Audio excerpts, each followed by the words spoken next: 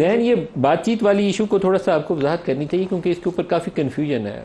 क्या टॉक्स की क्या नोयत है? इमरान जो बराह रास्त फ़ौज से बातचीत का कह रहे हैं, जिस दिन आप लोगों ने जलसा मुलतवी किया था उस दिन पहले दिन हमें ये इंडिकेशन मिली थी कि कोई पैगाम रसानी इमरान के साथ की गई है, इस्टेब्लिशमेंट की किसी फिगर ने की है। हो सकता है कोई ब्रिगेडियर साहब जाके मिले हो, मुझे नहीं पता, लेकिन वो पहला दिन था जिस दिन हमें लगा कि आप दोनों का आपस में, इस्टेब्लिशमेंट का और इमरान खान का कोई आपस में रब्ता हुआ। उसके बाद ये डेवलपमेंट है कि अचकजई के राना सनाउल्लाह की मुलाकात क्या है, बिहाइंड द सीन थोड़ा रोशनी डालें, कुछ लोगों को समझने में मदद मिले।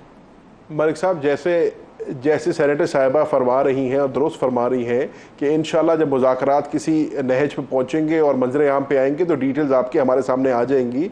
हमें उसके ऊपर पहले ही नुक्ताचीनी नहीं शुरू कर देनी चाहिए।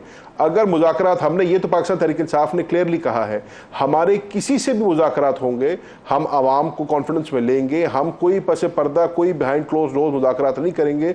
जो भी मुज़ाकरात करेंगे ओपनली करेंगे। तो जब उस स्टेज पर ऐसा कुछ आएगा कि हमने कुछ रिपोर्ट करने को हमारे पास होगा, हम आपको और आपकी वसादत से आवाम को बिल्कुल आगाह रखेंगे। अब मुझे इजाजत है मेरी बात करने की जो मैं पहले करना चाह रहा था। आप करिए बात, लेकिन घूम फिर के आएंगे अभी बातचीत की तरफ दोबारा। आप करिए, ख्वाजा आसिफ के ऊपर आप कुछ कहना चाह रहे थे। मैं ये अर्ज करना चाह रहा था, जैसे अभी पलवे शाह ने फरमाया कि मिक्स सिग्नल्स जो है ना, हुकूमत की तरफ से भी मिक्स सिग्नल्स ही आ रहे हैं और उनको भी फैसला करना होगा कि वो क्या चाहते हैं। मिसाल के तौर पे मियां शहबाज शरीफ साहब कहते थे जी मैं रिकन्सिलिएशन चाहता हूँ। यूसुफ रज़ा गिलानी साहब ने कहा कि जी ऑल पार्टीज कॉन्फ्रेंस बुलाई जाए और सारी जमातों को कॉन्फ्रेंस में लिया जाए। ख्वाजा आसिफ साहब फरमा रहे हैं कि नहीं जी हमने इनसे बात नहीं करनी। तो हुकूमत को भी फैसला करना होगा कि वो क्या चाहते हैं। ये नहीं हो सकता कि एक दिन वो हाथ बढ़ाएं या दूसरे दिन वो उसके ऊपर नुक्ताचीनी शुरू कर दें।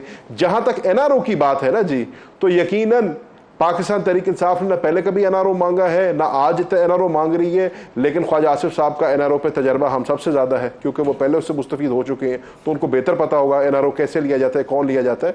हम ना पहले किसी डील के कायल थे ना हम आज डील के कायल हैं। हमारा असूली मौक़िफ़ है, हम अपने मौक़िफ़ पे कायम हैं और हम चाहते हैं कि जो भी बात होगी वो अपने असूली मौक़िफ़ को हम मद्देनज़र रख के करेंगे।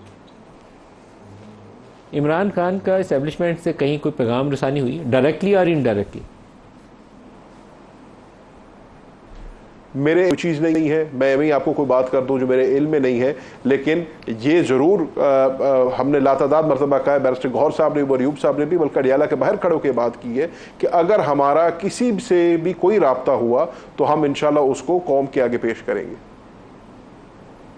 अच्छा, ये आप इस मामले में पूरी सच्चाई कौम को बयान नहीं कर रहे क्योंकि जो आपका आखिरी दफ़ा जलसा मुलतवी करने का फ़ैसला था वो मैसेजेस के बाद मुलतवी करने का फ़ैसला हतमी शक्ल इख्तियार किया। किसने कॉल मिलवाई, किसने रात को मीटिंग की, किसने अर्ली मॉर्निंग दरवाज़ा खोला? आप सच तो नहीं बोलते, लेकिन वो इस्टेब्लिशमेंट के किरदार के बगैर ये सारा कुछ हो नहीं सकता। तारिक फजल साहब हमारे पास शामिल हो चुके हैं। तारिक फजल साहब से सवाल कर लूँ। ऐसे नहीं है मलिक साहब, आपका मेरे से सवाल ये था कि क्या इमरान खान साहब का किसी लेवल पर उनसे कोई बात हुई है? मैंने आपसे ये अर्ज किया कि मेरे इल्म में ऐसी कोई बात नहीं है।